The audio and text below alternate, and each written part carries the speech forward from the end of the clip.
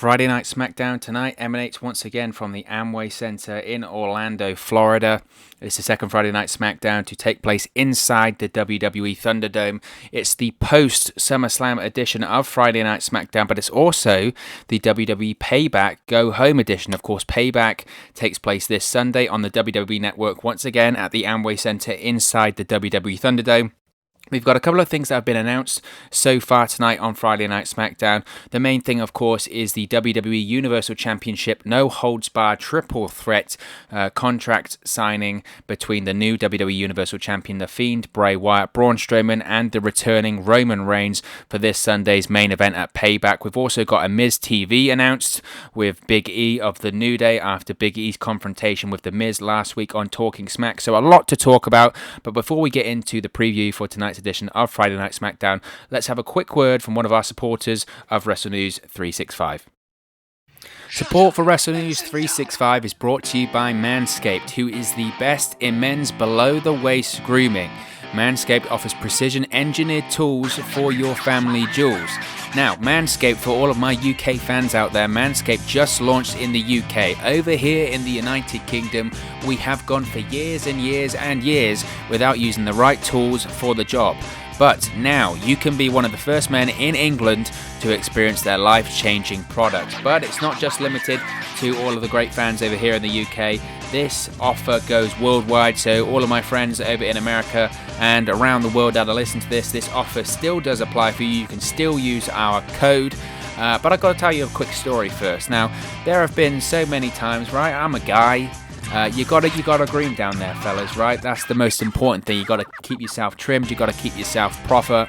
And a lot of the time, I've been guilty of this, of using the wrong tools for the job. I've had incidences, I'm not afraid to say it, where things have been nicked, snagged, or in fact cut down there because I wasn't being careful enough and using the right equipment. Now that just shouldn't happen. That shouldn't happen. You don't want to be worrying about cutting yourself down there. Do you know how painful that is? I can tell you, it hurts quite a lot. And I wish and hope to God it never happens to me again, and it won't happen to me ever again because I'm using Manscaped products. That's why Manscaped has redesigned the electric trimmer. The Manscaped engineering team has perfected the greatest ball hair trimmer ever created. Big statement, but it's absolutely true. They have just released the new and improved Lawnmower 3.0 in the UK. It's also available around the world as well. Their third generation trimmer features a cutting edge ceramic blade to reduce grooming accidents. So those cuts and snags that I was telling you about before are a thing of the past.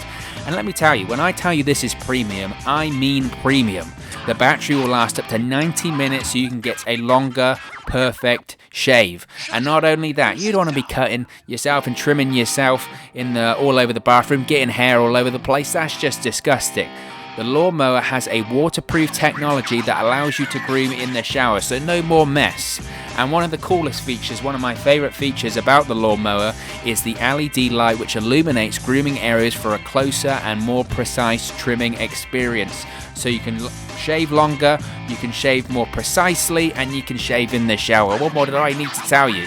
They've also upgraded to a 7,000 RPM motor with quiet stroke technology, and let's not forget about the charging stand. You can show off your mower loud and proud because this intelligently designed stand is a convenient charging dock powered by USB. So, if you are listening to me speak right now, I want you to experience it firsthand for yourself.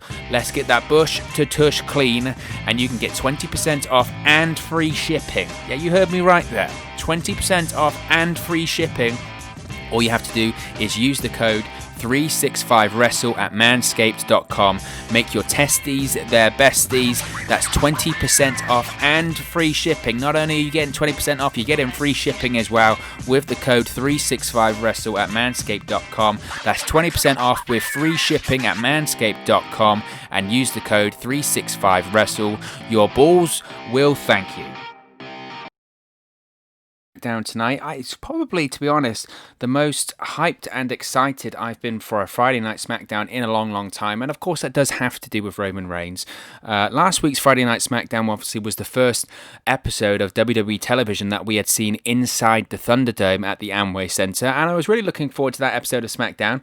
Now, I must say, during that episode of SmackDown, I was one of the first people inside the WWE Thunderdome. And my sort of lukewarm experience, shall we say, and that's probably putting it a bit mildly, of the Thunderdome last week probably did sway me a little bit of last week's episode. But going back and watching it, I've rewatched it because I think it's one thing to experience it inside the Thunderdome, and obviously my experience at the time wasn't very great. It was very laggy, had a few audio problems as well.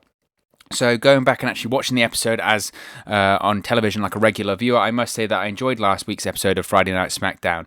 As always with WWE nowadays, there were things I liked and didn't like, but I think overall the show was pretty good, and it was certainly an improvement on what we have seen with these performance center shows, so you can't discredit that. It certainly helped, and like I said, I would be surprised if this week, I'd be stunned, in fact, if this week that the ratings were lower than last week. I think they'll be higher than last week. I think they'll be above 2 million once again.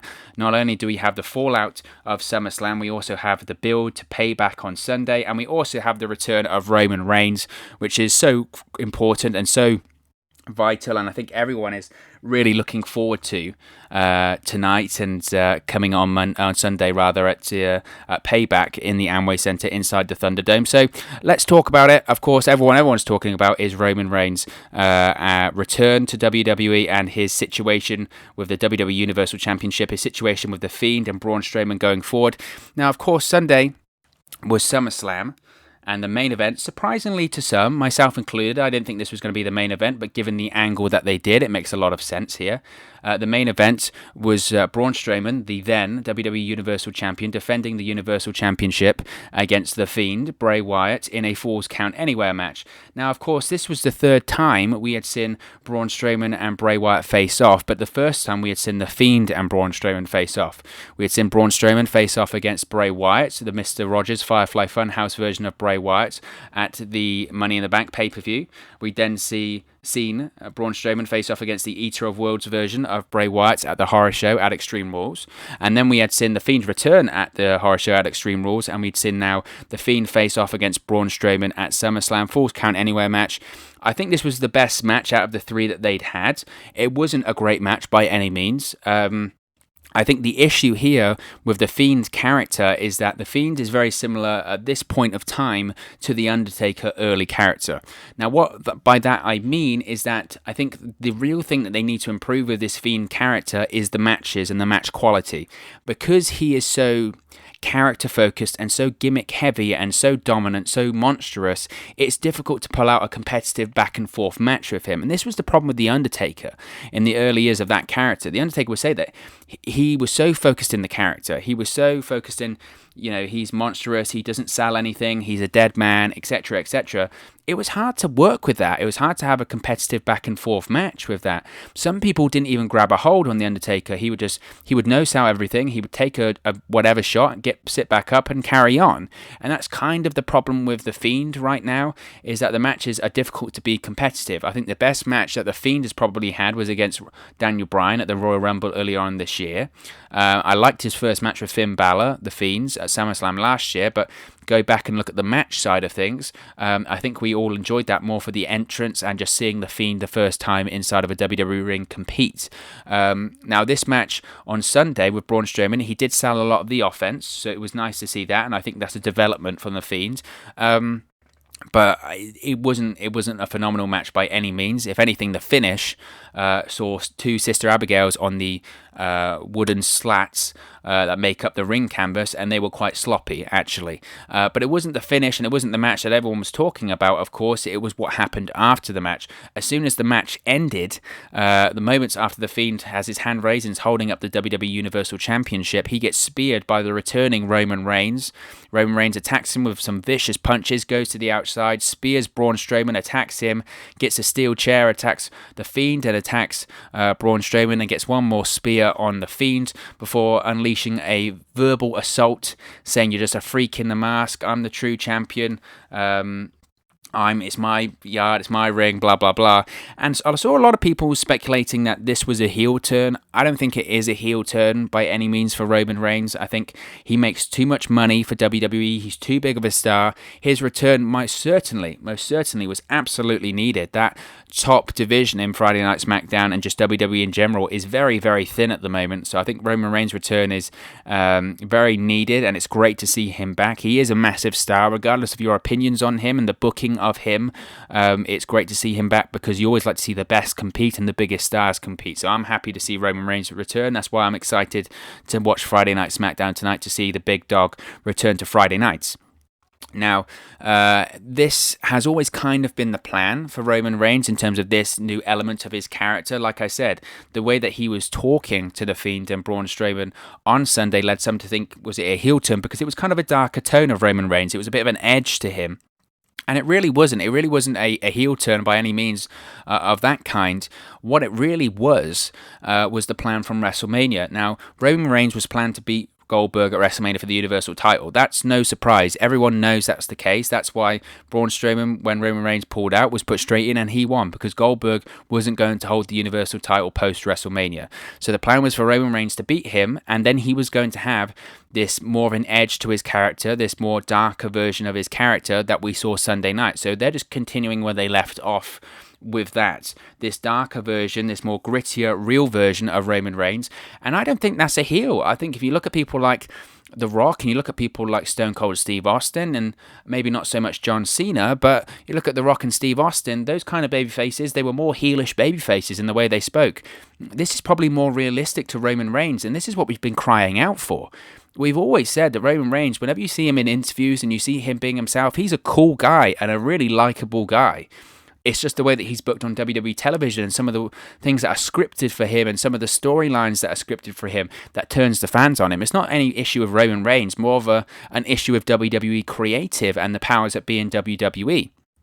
So if they're allowing Roman Reigns to be more like himself, have this edge to him, as they've put it, and speak more like how he would normally talk, then that's a great thing. If anything, he'll make him more popular than ever. And especially with Roman Reigns, obviously he's had a few absences over the last few years, not by any fault of his own. Obviously he had the leukemia diagnosis and went away. We were all glad to see him back, and now he had to go away due to the COVID pandemic, and he was immunocompromised, and he wanted to set the right example. And at the time, like I said, I absolutely credit him for it. He did the right thing. He stood by his beliefs. He stood by his convictions. With the mess that WWE was in when it came to testing and health and safety protocols, when it comes to social distancing, testing, mask wearing, all of that sort of stuff, he was absolutely spot on to stay away from WWE. He made the right call. He effected real change in the company, and I admire him even more because of that. I'm more of a Roman Reigns fan coming out of this because he did the right thing. So I think he's won a lot of people over with that. Obviously, always as well, absence makes the heart grow fonder, right? Whenever that's why they bring the part-timers back, because every time they come back, they get a big reaction because they're not on TV every week. They're not overexposed.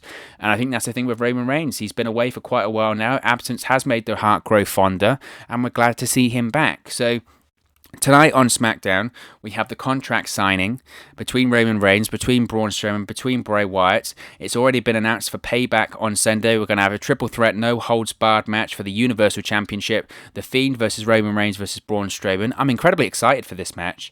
I think this match will be a lot better than the SummerSlam main event, because obviously you've got Roman Reigns in there, and regardless of what people want to say about Roman Reigns, the guy can work. He is a very good worker, and I think when you add him into there, you've got a guy that can bump for the likes of Braun Strowman. Braun Strowman versus Roman Reigns matches have always been fantastic as well, so remember that too.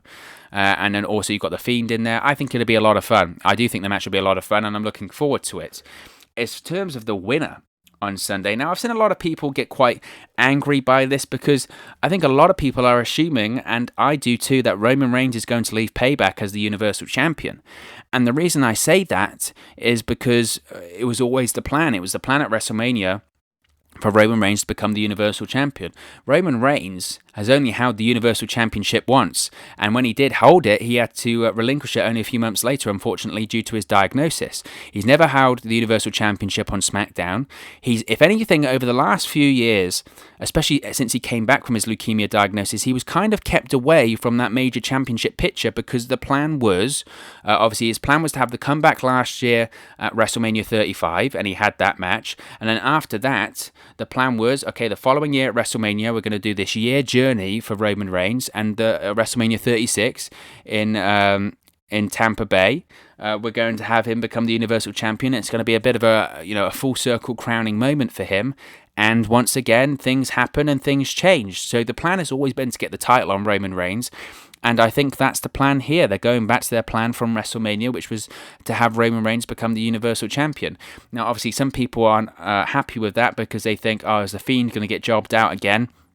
I don't think so. I think the Fiend isn't the one going to take the fall here.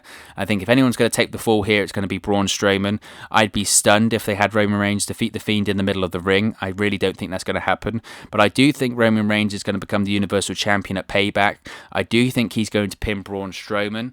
And I think also what you have to factor into this match as well is, where is Alexa Bliss?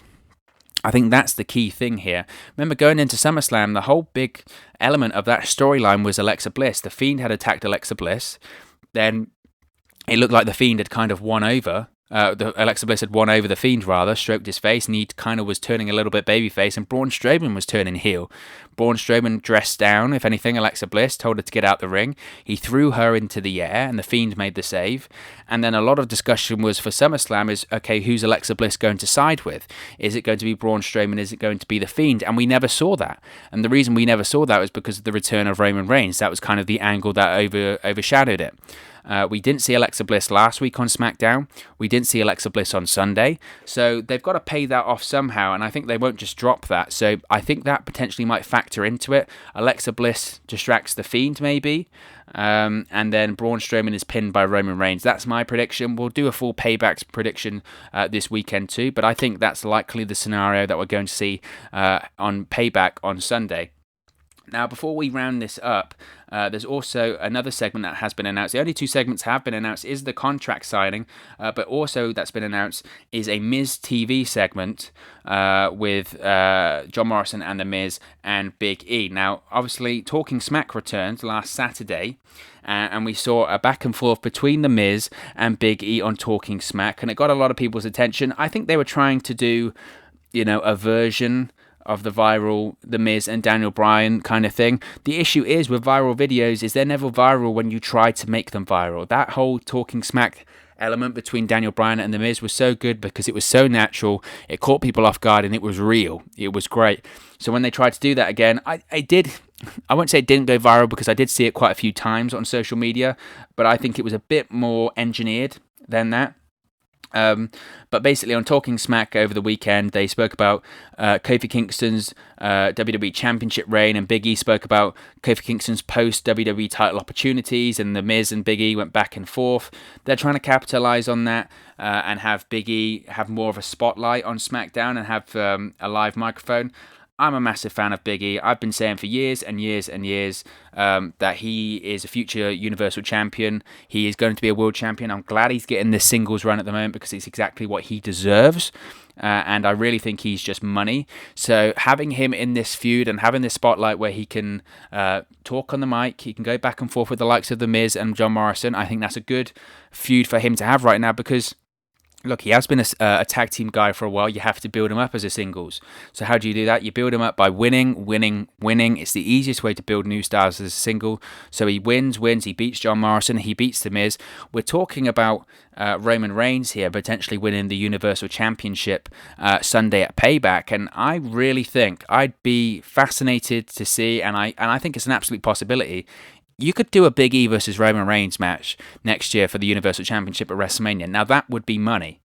That would be absolute money. People around this time of year already start looking forward to, okay, what's going to happen with the Royal Rumble? Because now that SummerSlam's done, obviously you've got Survivor Series, but that's not what it was. People already start looking forward to next year's WrestleMania and next year's Royal Rumble. I'll put it out there now. An early person that I think is a contender to win the Royal Rumble next year is Big E. Now, that is obviously very, very dependent on how this singles run goes, but I think as a fan base and as a lot of executives backstage and officials, I think everyone universally wants to see Big E do well in a singles run because he's fantastic.